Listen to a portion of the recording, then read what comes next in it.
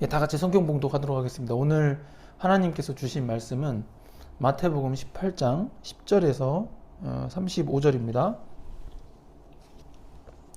다 같이 합독하겠습니다. 시작. 삼가 이 작은 자 중에 하나도 업신여기지 말라. 너에게 말하노니 그들의 천사들이 하늘에 계신 내 아버지의 얼굴을 항상 배움느니라.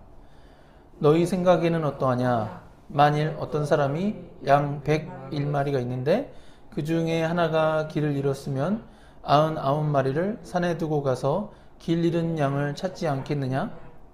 진실로 너희에게 이르노니 만일 찾으면 길을 잃지 아니한 99마리보다 이것을 더 기뻐하리라. 이와 같이 이 작은 자 중에 하나라도 잃는 것은 하나님에 계신 너희 아버지의 뜻이 아니니라.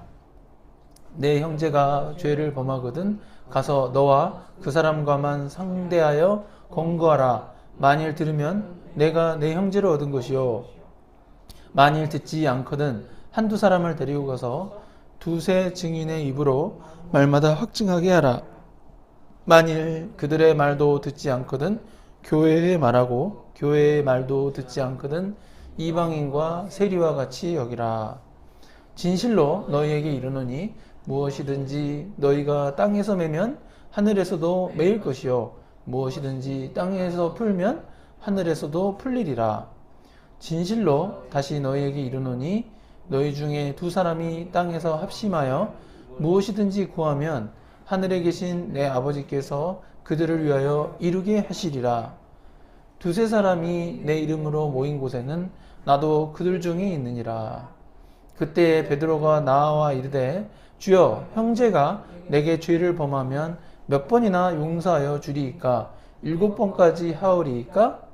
예수께서 이르시되 내게 이르노니 7번뿐 아니라 7번을 70번까지라도 할지니라. 그러므로 천국은 그 종들과 결산하려 하던 어떤 인군과 같으니, 결산할 때 10,000달란트 빚진 자 하나를 내려오매 갚을 것이 없는지라 주인이 명하여 그 몸과 아내와 자식들과 모든 소유를 다 팔아 갚게 하라 하니, 그 종이 엎드려 절하며 이르되 내게 참으소서 다 갚으리이다 하거늘, 그 종의 주인이 불쌍히 여겨 놓아보내며 그 빚을 탕감하여 주었더니, 그 종이 나가서 자기에게 100데나리온 빚진 동료 한 사람을 만나 붙들어 목을 잡고 이르되 빚을 갚으라 하매, 그 동료가 엎드려 간구하여 이르되 나에게 참아주소서 갚으리이다 하되 허락하지 아니하고 이에 가서 그가 빚을 갚도록 옥에 가두거늘, 그 동료들이 그것을 보고 몹시 딱하게 여겨 주인에게 가서 그 일을 다 알리니, 이에 주인이 그를 불러다가 말하되 악한 종아, 내가 빌기에 내가 내 빚을 전부 탕감하여 주었거늘 내가 너를 불쌍히 여김과 같이 너도 내 동료를 불쌍히 여김이 마땅하지 아니하냐고, 주인이 노하여 그 빚을 다 갚도록 그 옥졸들에게 넘기니라. 그를 옥졸들에게 넘기니라. 마지막 35절 시작. 너희가 각각 마음으로부터 형제를 용서하지 아니하면 나의 하늘 아버지께서도 너희에게 이와 같이 하시리라. 아멘. 예, 제가 여기 핸드폰 좀 틀겠습니다.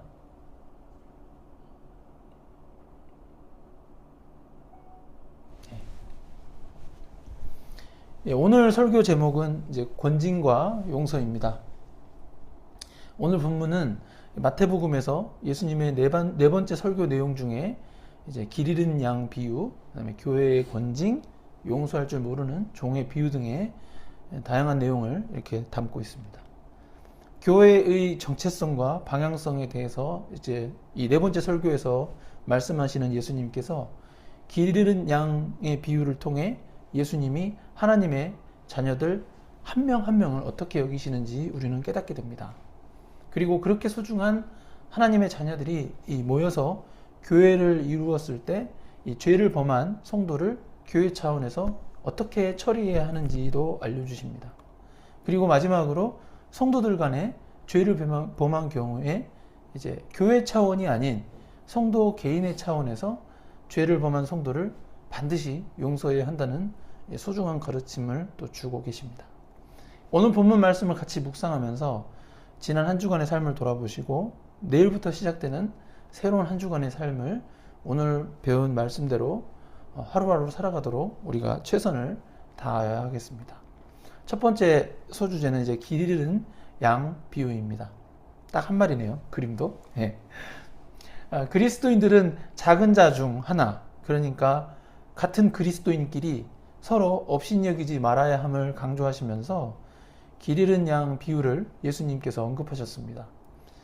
그 이유는 무엇일까요? 마태복음 18장 10절 한번 같이 읽어보겠습니다. 시작. 삼가 이 작은 자 중에 하나도 업신여기지 말라.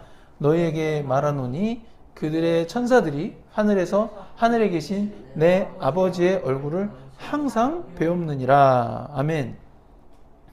예수님은 이제 그 이유로 그리스도인들의 천사들, 다시 말해서 동료 그리스도인들의 천사들이 하늘에서 성부 하나님의 얼굴을 항상 배웠기 때문이라고 말씀하십니다. 여기서 주의해야 하는 것은 가끔이 아니고 그들의 천사들이 항상 성부 하나님을 뵌다는 것이죠. 저한테 있는 천사들, 또 여러분에게 있는 천사들이 항상 성부 하나님을 뵌다고 합니다. 그렇다면 천사들이 이 그리스도인들을 대상으로 무슨 일을 할까요? 천사와 관련된 성경 구절 일부만 좀 구체적인 사례를 한번 살펴보겠습니다. 히브리서 1장 14절 한번 같이 읽어보겠습니다. 모든 천사들은 섬기는 영으로서 구원받을 상속자들을 위하여 섬기라고 보내심이 아니냐. 섬기는 일을 하고 있죠. 우리를 섬기는 거죠. 시편 91편 11절 시작. 그가 너를 위하여 그의 천사들을 명령하사 내 모든 길에서 너를 지키게 하심이라. 보호도 해주십니다. 천사들이 우리를 보호해주고 있죠. 다니엘서 10장 13절 시작. 그런데 바사왕국의 군주가 20일 동안 나를 막았으므로 내가 거기 바사왕국의 왕들과 함께 머물러 있더니 가장 높은 군주 중 하나인 미가엘이 와서 나를 도와주므로. 미가엘 천사죠. 그래서 나를 도와주는 자, 우리를 도와주는 자입니다. 마태복음 18장 12절 한번 같이 읽어보겠습니다. 너희 생각에는 어떠하냐? 만일 어떤 사람이 양 100마리가 있는데 그 중 하나가 길을 잃었으면 그 99마리를 산에 두고 가서 길 잃은 양을 찾지 않겠느냐? 아멘. 예수님께서 제자들에게 이제 그 천사 얘기하고 쉬고 나서 너희 생각에는 어떠하냐라고 이렇게 먼저 질문을 하셨습니다. 설교를 하는 과정에서 설교자인 제가 여러분에게 여러분 어떻게 생각하십니까? 라고 이렇게 물어보면은 여러분 반응 어떻겠습니까? 설령 이렇게 수동적인 자세로 설교를 듣는 중이었을지라도 상상해 보면은 갑자기 중간에 질문하니까 졸음이 싹 사라지고 이제 관심이 집중이 됩니다. 제자들도 마찬가지입니다.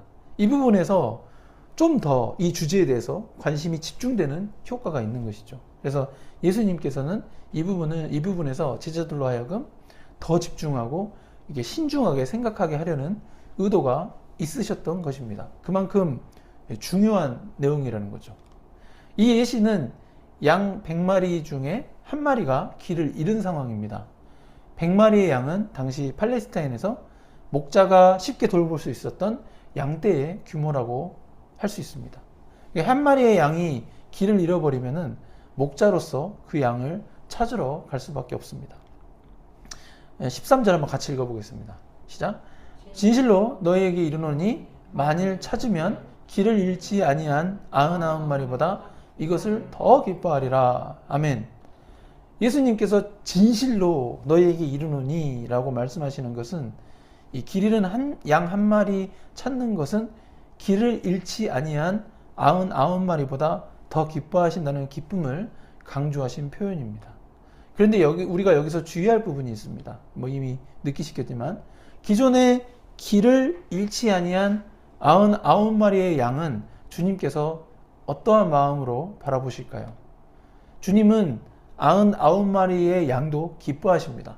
중요한 것은 99마리의 양은 길을 잃지 아니한 상태이고 한 마리의 양은 길을 잃은 상태라는 중대한 차이가 있어요. 이게 엄청난 차이입니다.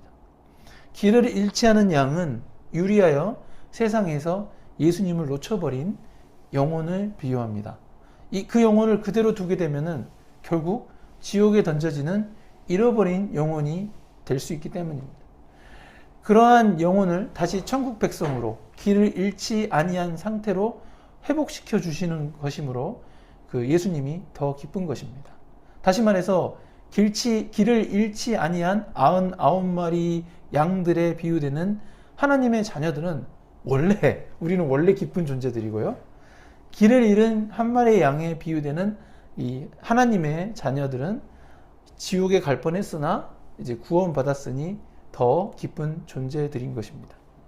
그러나 분명한 것은 모든 인간들은 원죄로 인해서 그대로 두면은 지옥에 던져지는 길 잃은 한 마리 양과 같은 존재였습니다. 다시 말해서 길을 잃지 아니한 99마리 양들의 비유되는 성도들 또한 모두 원래는 길 잃은 한 마리 양과 같은 존재였다는 것이죠. 결국 모든 성도는 이게 천국 백성이 되기 때문에 예수 그리스도에게 기쁨이 되는 존재들인 것입니다. 참된 목자이신 예수님의 기쁨은 모든 양들에 대한 관심, 배려, 그리고 사랑의 깊이가 어떠한지 말씀해 주신 것입니다. 그 사랑의 깊이는 양을 잃어버렸다가 찾게 되었을 때 더욱 깊이 경험되는 것을 묘사한 것이죠. 한편 99마리 양들에 대해서도 예수님은 이 기뻐하신다는 것을 설명하기 위해 우리 모두 길 잃은 한 마리 양과 같은 존재라고 이렇게 설교하기는 했지만 엄밀히 말하자면은 이 말씀은 그러니까 길 잃은 한 마리 양에 대한 이 비유 말씀은 예수님을 믿고 난 이후에 실족한 그리스도인에 대한 내용입니다. 마태복음 18장 6절 한번 같이 읽어보겠습니다. 누구든지 나를 믿는 이 작은 자 중 하나를 실족하게 하면 차라리 연자맷돌이 그 목에 달려서 깊은 바다에 빠뜨려지는 것이 나으니라. 아멘. 이 마태복음 18장 예수님의 설교에서 이 내용은 사실상 실족하게 하는 일에 대한 주제를 계속 다루는 과정에서 이 길 잃은 양을 말씀하셨기 때문에 이 길 잃은 양에 대한 비유는 실족하게 된 그리스도인에 대한 비유인 것입니다. 그래서 보수적으로는 실족하게 된 그리스도인을 길 잃은 양 한 마리로 봐야 하는 것이죠. 보수적으로 봤을 때. 그리고 그러한 그리스도인은 또한 작은 자로 해석할 수 있습니다. 그래서 이 부분에 대해서 예수님은 다음과 같이 결론을 맺으십니다. 14절 한번 같이 읽겠습니다. 이와 같이 이 작은 자 중에 하나라도 잃는 것은 하늘에 계신 너의 아버지의 뜻이 아니니라. 아멘. 이 결론에 따르면 예수님은 성도 한 명 한 명에 대해서 지대한 관심을 가지고 계신다는 것을 우리가 알 수 있습니다. 교회는 성도 수가 적을 때는 성도 한 명이 한 명에 대해서 이렇게 많은 관심을 기울이지만 성도 수가 많아지게 되면은 상대적으로 성도 한 명에 대한 많은 관심을 기울이기 어렵습니다. 성도들이 모인 교회는 이게 인간들이다 보니까 물리적인 한계가 있기 때문입니다. 그러나 하나님은 이 물리적인 한계가 없으시기 때문에 성도가 많든 적든 각 개인에 대하여서 많은 지대한 관심을 기울이십니다. 결국 작은 자 하나가 중요한 이유는 하늘의 천사들이 그들을 지키고 있고 도와주고 있고 하나님께서 그들 중 하나라도 잃어버리기를 원하지 않으시기 때문입니다. 그러므로 그리스도인들은 서로를 귀하게 여겨야 합니다. 특히 우리 주위에 있는 길 잃은 양과 같은 사람들이 보인다면 그들을 찾아가서 그들이 다시 이렇게 예수님께로 돌아올 수 있도록 도와줘야 하겠습니다. 아멘.